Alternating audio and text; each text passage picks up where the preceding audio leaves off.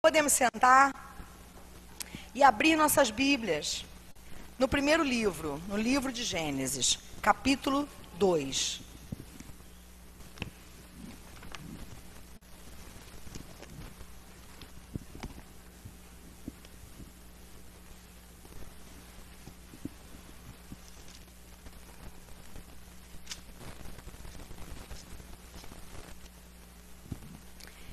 Eu quero ler apenas o versículo 23 do capítulo 2 e em seguida entrar pelo capítulo 3, do versículo 1 ao versículo 15. Gênesis 2, 23 e depois do capítulo 3, do versículo 1 ao versículo 15.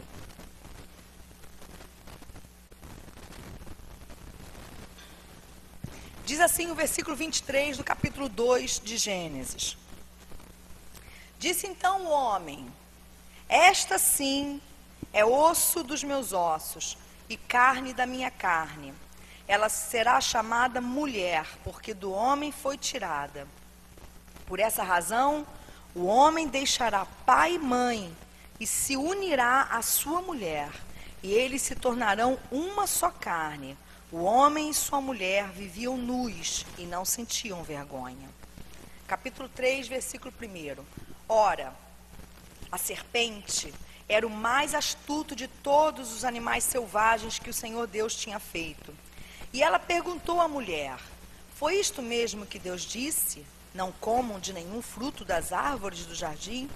Respondeu a mulher à serpente: podemos comer do fruto das árvores do jardim. Mas Deus disse: não comam do fruto da árvore que está no meio do jardim, nem toquem nele, do contrário vocês morrerão. Disse a serpente à mulher: certamente não morrerão. Deus sabe que no dia em que dele comerem, seus olhos se abrirão, e vocês, como Deus, serão conhecedores do bem e do mal. Quando a mulher viu que a árvore parecia agradável ao paladar, era atraente aos olhos e, além disso, desejável para dela se obter discernimento, tomou do seu fruto, comeu e o deu a seu marido, que comeu também. Os olhos dos dois se abriram e perceberam que estavam nus. Então, juntaram folhas de figueira para cobrir-se. Ouvindo o homem e sua mulher os passos do Senhor Deus, que andava pelo jardim quando soprava a brisa do dia, esconderam-se da presença do Senhor Deus entre as árvores do jardim. Mas o Senhor Deus chamou o homem, perguntando: onde está você? E ele respondeu: ouvi teus passos no jardim e fiquei com medo, porque estava nu, por isso me escondi. E Deus perguntou: quem lhe disse que você estava nu? Você comeu do fruto da árvore da qual lhe proibi comer? Disse o homem: foi a mulher que me deste por companheira, que me deu do fruto da árvore, e eu comi. O Senhor Deus perguntou então à mulher: que foi que você fez? Respondeu a mulher: a serpente me enganou, e eu comi. Então o Senhor Deus declarou à serpente: uma vez que você fez isso, maldita é você entre todos os rebanhos domésticos e entre todos os animais selvagens. Sobre o seu ventre você rastejará, e pó comerá todos os dias da sua vida. Porei inimizade entre você e a mulher, entre a sua descendência e o descendente dela. Este lhe ferirá a cabeça e você lhe ferirá o calcanhar. Somente até aqui. Vamos fazer uma oração. Deus, louvado seja o teu nome. Senhor, nós temos o relato escrito da nossa queda. E nós pedimos ao teu Espírito Santo que nos conduza por esse texto e que nos revele a profundidade da porção que o Senhor tem para nós aqui nessa noite. Que no nome de teu Filho Jesus, Senhor, toda a obra das trevas seja trazida à luz, como foi cantado e dito aqui no início do culto, Senhor. Que a tua luz ilumine tudo que está oculto, toda obra, toda tentativa de destruição, Senhor. Que em teu nome, a tua palavra, Senhor, venha trazer liberdade para nossos corações, para nossas famílias e para os nossos relacionamentos. Que no teu nome, Senhor Jesus, cada um aqui nessa noite possa comer do fruto da vida, Senhor, do fruto do conhecimento da tua palavra, do discernimento de espíritos, para que a gente possa caminhar em vitória. É o que eu creio que assim será. E eu peço em teu nome, em nome de Jesus. Amém e amém. Esse texto é tremendo, né? Ele é ao mesmo tempo triste e ao mesmo tempo encantador. Triste porque ele mostra aquele exato momento onde tudo começou a dar errado para nós, seres humanos. E hoje a gente colhe tanta coisa em função disso, né? Em função dessa escolha errada que foi feita aqui, dessa decisão de Adão e Eva de comerem daquele fruto que Deus tinha dito para eles não comerem. Parece uma coisa tão simples, né? Parece uma situação corriqueira do dia a dia. Uma refeição. Como uma refeição mudou a história da humanidade, né? Uma refeição. Uma fruta. Uma decisão. Uma escolha. Um papo mal interpretado. Uma palavra dita de um jeito e entendida de outra. Quanta consequência. Quantas consequências. Quantas guerras. Quanta morte. Tanta coisa interessante nesse texto, né? Eu não vou me ater à queda em si, mas a palavra que o Senhor traz para nós nessa noite tem a ver com o que está acontecendo aqui nesse jardim. A gente acabou de ler o Gênesis, o início de tudo, a descrição bíblica da criação do primeiro casal, a primeira família humana. A matriz de todos os seres humanos. Esse homem e essa mulher aqui, eles são ou foram a matriz de todos nós. Nós todos viemos desse casal. Eles são os nossos pais genéticos, os nossos primeiros pais biológicos.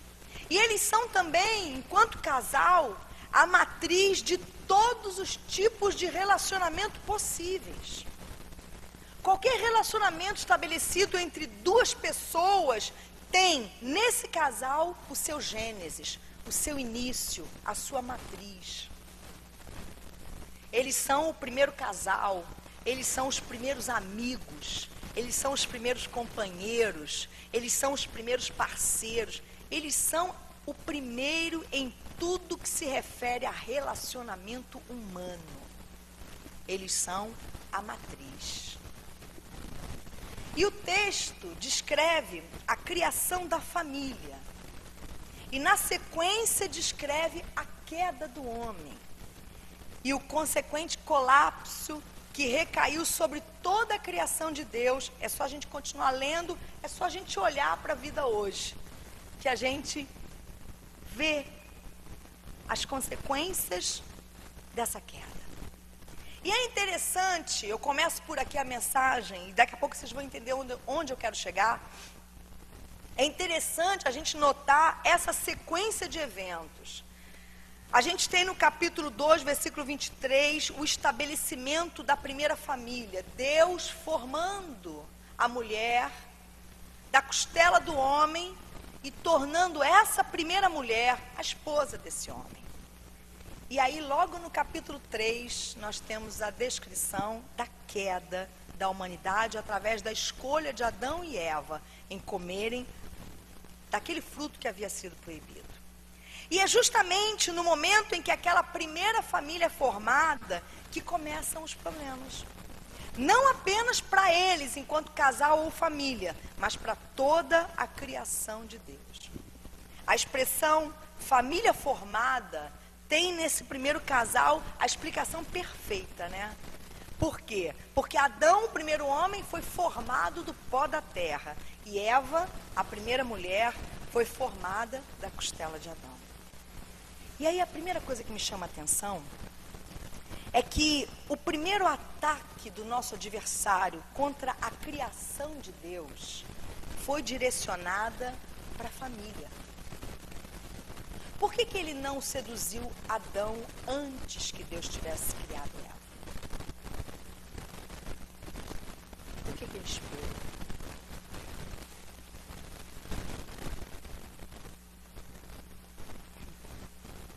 A Bíblia diz que é melhor serem dois do que um. Porque quando vêm os problemas, se são dois, um ajuda o outro. E é verdade. É sempre melhor ir a algum lugar acompanhado de alguém, não é assim? Mas aqui, o adversário esperou a formação do casal para atacar a criação. Eu acho isso interessante. E eu entendo algumas coisas a partir disso. O inimigo, ele fez uma aposta de ataque justamente na relação entre Adão e Eva.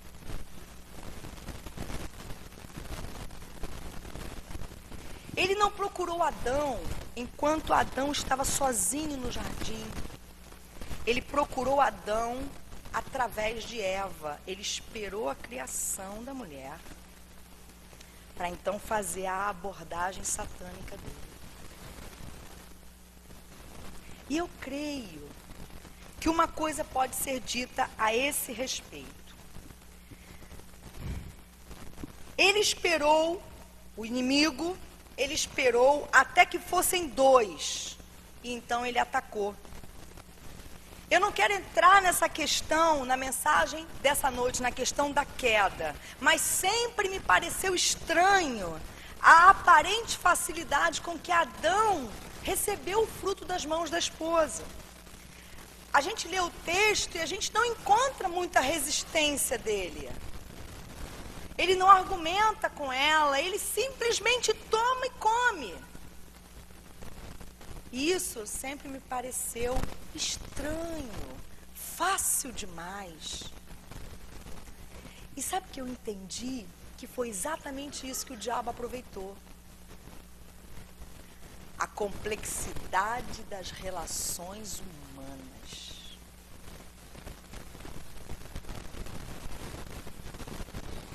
Entendeu? Ele aproveita a complexidade das relações humanas para atacar. Ele faz isso até hoje. É relativamente fácil para quem está de fora analisar um contexto familiar e fazer críticas em relação àquele contexto, não é?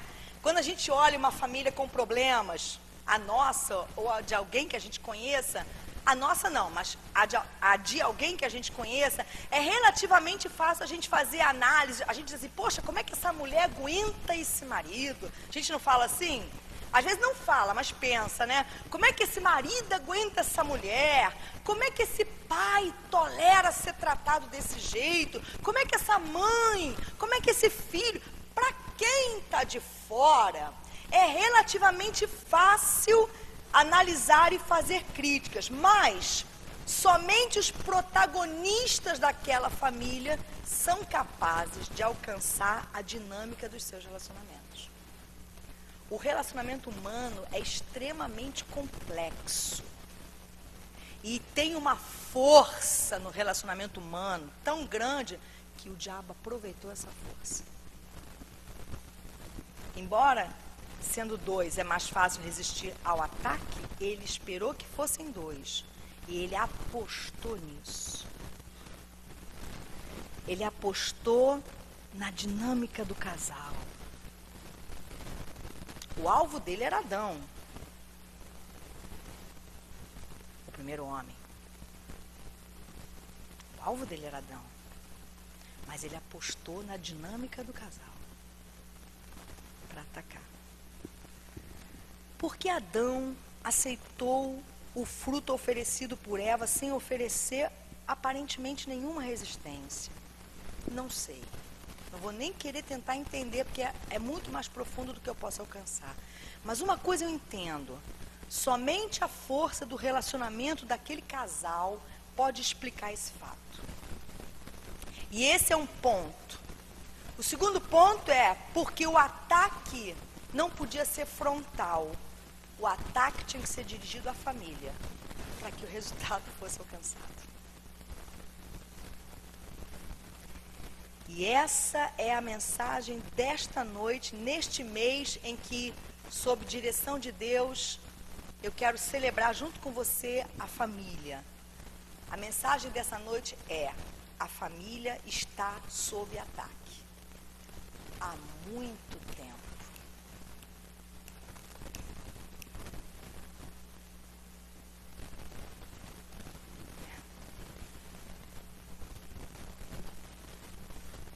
Interessante, né?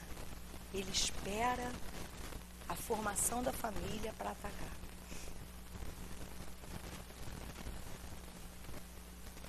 Porque ele faz uma aposta na dinâmica daquela família. E ainda é assim até hoje. Muitas vezes, a dinâmica dos nossos relacionamentos expõe algumas fragilidades nossas, que sozinhos não aparecem. Por exemplo, ciúmes. Vamos imaginar uma mulher ciumenta. Enquanto ela não está num relacionamento amoroso, aparentemente esse ciúme é controlado, não é? Ela pode até ter ciúme pelos amigos, mas deixa ela se apaixonar. Aí você vai ver o que é uma mulher ciumenta. Não é assim? Um homem, por exemplo, estou falando de casamento, mas isso vale para qualquer nível de relacionamento. Um homem, me ajudem, sei lá, um homem nervoso. Um homem nervoso. Ele sozinho, ele é um homem nervoso ainda. Mas ele entra no banheiro, dá um soco na parede, fica tudo bem, né? Assim, os homens adoram socar a parede. Pá, não sei por que vocês gostam tanto de fazer isso. Não sei se todos vocês, né? Mas eu já vi muitos homens fazendo isso. Dá um soco na parede, sei lá, ele chega em casa, não fala com ninguém, liga a televisão, fica lá olhando a televisão o tempo todo, aí ali ele extravasa o nervosismo dele. E aí, aparentemente, essa área frágil da vida dele não o coloca em risco, mas deixa ele entrar num relacionamento amoroso. Ele quer chegar em casa nervoso, ligar a televisão e extravasar o nervosismo dele. A mulher tá...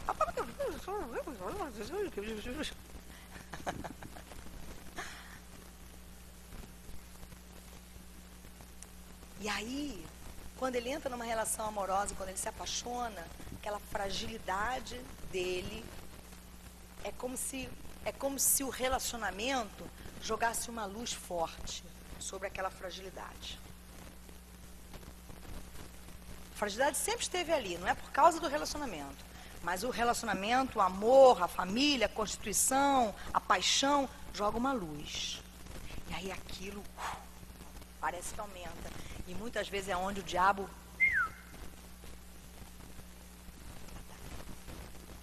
ele fez isso aqui. A família está sob ataque desde o início. Os relacionamentos são um veículo poderoso de construção e um veículo poderoso de destruição. Deus e o adversário sabem disso. E ambos usam isso para o fortalecimento do reino. Deus usa os relacionamentos para fortalecer o reino dele. E o diabo usa o relacionamento para enfraquecer o reino de Deus e fortalecer o reino dele. E eu queria falar sobre algumas coisas sobre esse ataque nessa noite. É sobre alguns aspectos desse ataque que Deus ministrou ao meu coração, que eu quero compartilhar com você nessa noite, para a gente iniciar o mês de outubro, no primeiro culto, orando, repreendendo e assumindo o que Jesus conquistou para nós no que se refere aos nossos relacionamentos.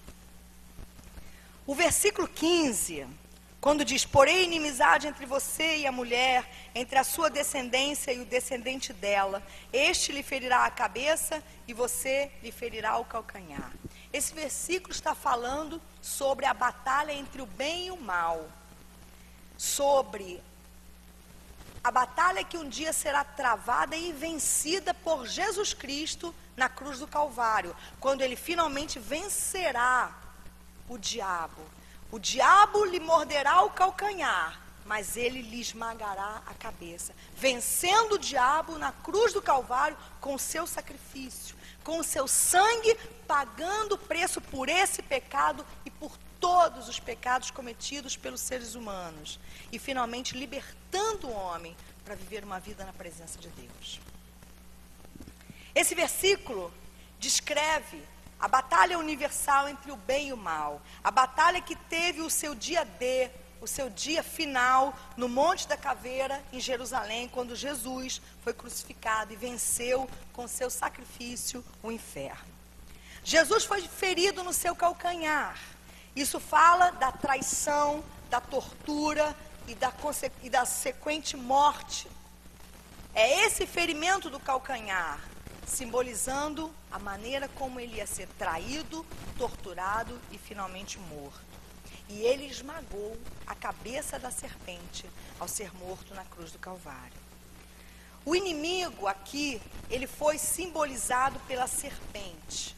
A Bíblia diz que a serpente era o mais astuto de todos os animais selvagens que Deus havia criado. E Satanás fez uso da serpente para se aproximar daquele primeiro casal. Vamos pensar um pouquinho no animal e nas características desse animal, porque a partir das características desse animal eu quero compartilhar algumas coisas com você nessa noite. A serpente, ela é um animal silencioso. A serpente é um animal ágil. E muitas vezes, se você reparar, é exatamente assim que o adversário nos ataca.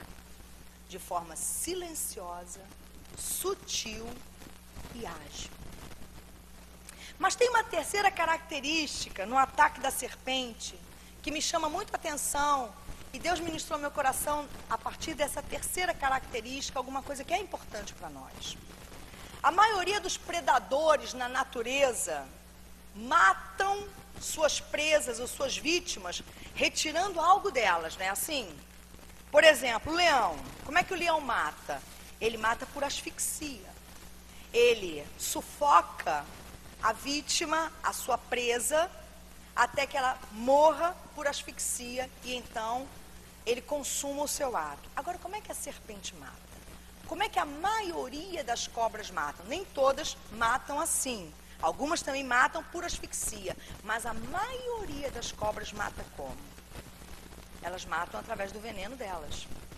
Ou seja, diferente da maioria dos predadores, a maioria das serpentes mata injetando seu veneno na vítima. Ou seja, a serpente não tira, a serpente acrescenta. Ela acrescenta o mal. Foi exatamente o que o diabo fez no jardim. Ele acrescentou. Assim que Deus disse. Ele sugeriu uma ideia. Ele induziu ao erro. É assim que o diabo ataca a gente ainda até hoje. Ele tenta acrescentar.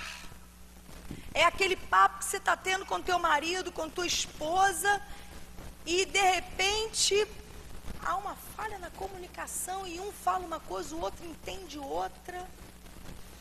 E daqui a pouco os ânimos se alteram e os pensamentos começam a ir numa direção totalmente contrária e pronto, daqui a pouco está uma briga dentro de casa tremenda.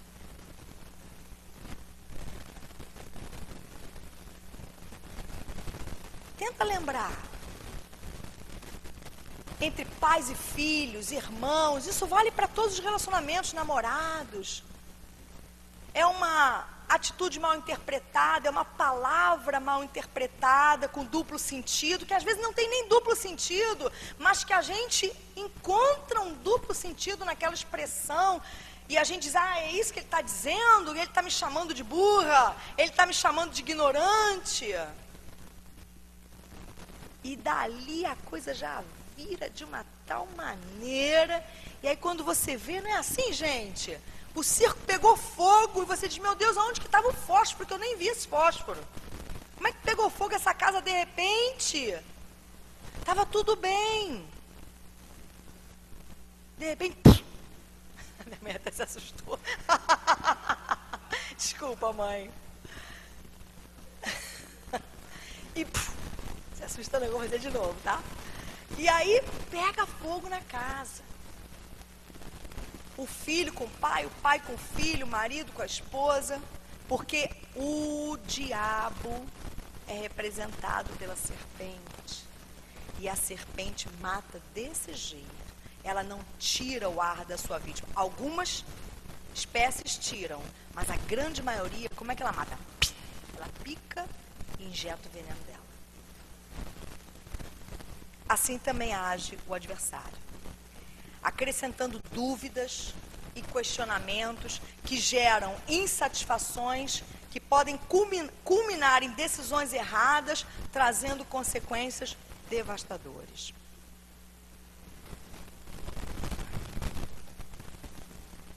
A serpente tem uma outra característica que eu gostaria de compartilhar com vocês, que é muito importante para a gente entender os ataques que nós sofremos muitas vezes. A serpente, aqui no versículo 15, diz: a serpente lhe ferirá o calcanhar e ele lhe ferirá a cabeça. A serpente ataca o calcanhar. A serpente ataca os pés das pessoas, porque ela ataca o lugar onde ela tem acesso. Guarde isso no seu coração. O diabo ataca onde ele tem acesso.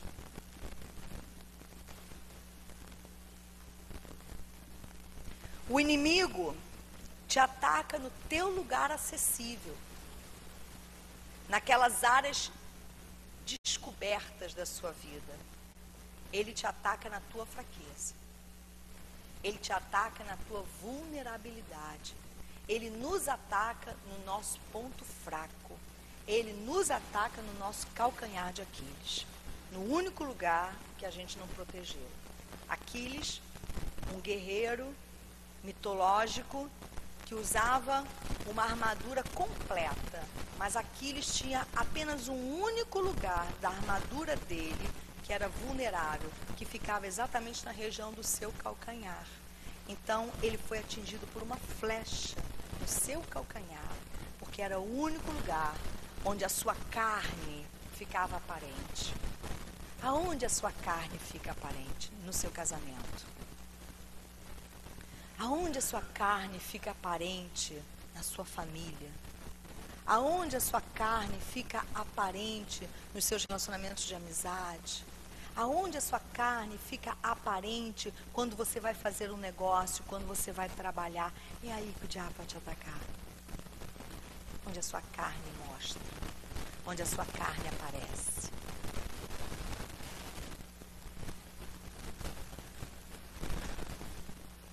Essa é aquela hora que a gente aproveita para olhar para a gente. Dizer: Deus, onde está a minha carne à mostra?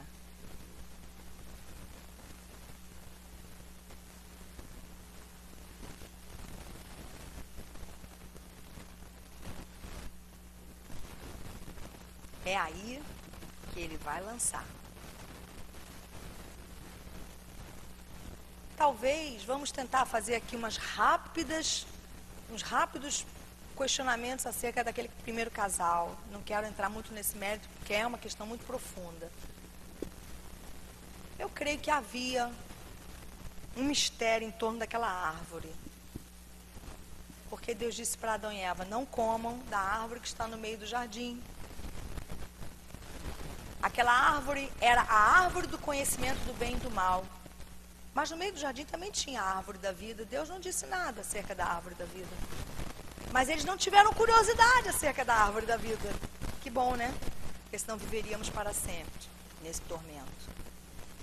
Mas tiveram, eu creio, alguma curiosidade acerca daquela árvore que lhes fora proibida. Talvez a curiosidade do casal tenha sido um calcanhar de Aquiles. A nossa curiosidade dentro dos nossos relacionamentos. Será que eu posso ir até aqui? Será que ele vai aguentar? Será que ela vai aguentar? Se eu disser isso, se eu fizer aquilo. E aí a gente vai esticando a paciência das pessoas, né? E isso acaba se tornando um calcanhar de Aquiles. E o diabo vai sair bem ali. Você quer experimentar a paciência do seu marido? Você quer experimentar a paciência da sua esposa? Bom, vamos junto. Você quer experimentar... Enfim, estou fazendo aqui um trabalho de curiosidade também com vocês, né? Cada um sabe de si. Cada um sabe a dor que carrega. Mas uma coisa eu posso dizer para mim e para você nessa noite. Como uma serpente, Satanás tenta nos atingir nos nossos pontos fracos. Como uma serpente, ele tenta nos atingir nos lugares que nós damos acesso a ele. Mas a boa notícia é que a cabeça dele foi esmagada por Jesus Cristo. Amém? Glória a Deus. Isso é muito mais do que uma boa notícia. Isso é uma ótima notícia. Eu vou repetir para a gente poder se alegrar, porque o assunto fica pesado e a gente fica assim, né? A boa notícia, a ótima notícia é que a cabeça do diabo foi esmagada. A cabeça do diabo, a cabeça da serpente foi esmagada. E aí eu aprendi uma coisa tão bacana que eu gostaria de compartilhar com vocês sobre isso, né? Por que Jesus esmagou a cabeça ao invés de simplesmente cortá-la? Por que a Bíblia não usa essa expressão? Que Jesus cortou a cabeça da serpente. Que em geral é o que as pessoas fazem quando matam uma serpente. Elas cortam a cabeça. Não é assim? Você nunca matou, nem eu, graças a Deus. Espero que a gente nunca precise. Mas não é assim que as pessoas matam as serpentes? Cortam a cabeça. Todo mundo sabe que o negócio é na cabeça. Mas Jesus esmagou. Porque a obra de Cristo é perfeita. Sabia que um cozinheiro chinês morreu picado pela cabeça de uma serpente que tinha sido retirada do corpo dela há mais de 20 minutos?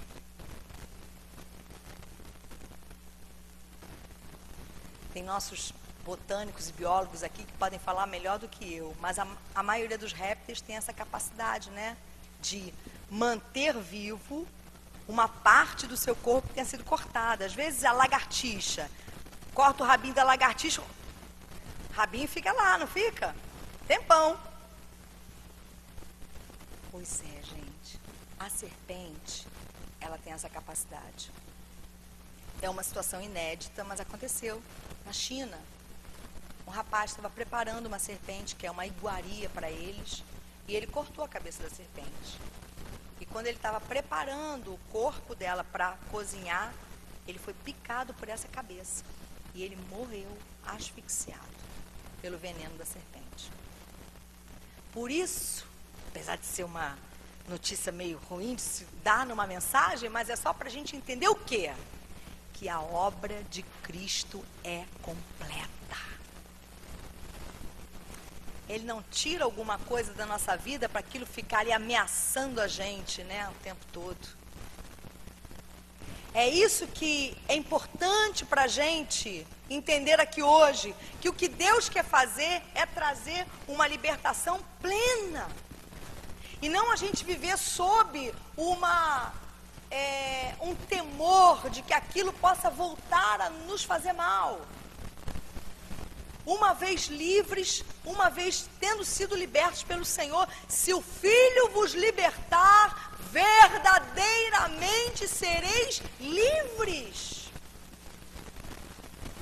Ele esmaga. Desde que de fato a gente coloque isso diante dele, para que isso seja anulado da nossa vida. Por isso, Jesus não cortou a cabeça da serpente.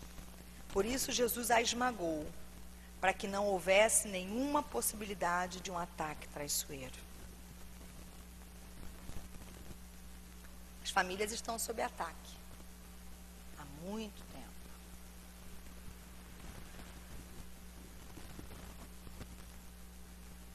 A serpente é silenciosa, traiçoeira e ágil. E ela sempre vai atacar onde houver um lugar vulnerável, acessível para ela. Mas Jesus esmagou a cabeça da serpente. Amém? Jesus esmagou a possibilidade de a gente voltar a viver com medo de alguma coisa. Mas a gente precisa se proteger dos ataques, que hoje o ataque do diabo é através dos seus dardos inflamados, através das setas malignas que ele lança contra nós. Proteja o seu coração com o Espírito Santo, com a palavra de Deus. Proteja a sua família com o Espírito Santo, com a palavra de Deus. Proteja a sua família de você mesmo, porque o diabo vai usar a tua fragilidade, a tua vulnerabilidade, o teu calcanhar de Aquiles. Ele não vai usar alguma coisa que não esteja ao alcance dele. E se está ao alcance dele, foi porque nós deixamos ali para ele alcançar. Tire do alcance do diabo a tua fraqueza. Como, pastora Monique? Colocando a tua fraqueza aos pés do Senhor. Porque ele morre de pavor dos pés de Cristo, que já o esmagou. E se a tua fraqueza estiver aos pés do Senhor, ele não poderá chegar nesse lugar. Coloque diante de Deus, admita. Admita para você, admita diante de Deus.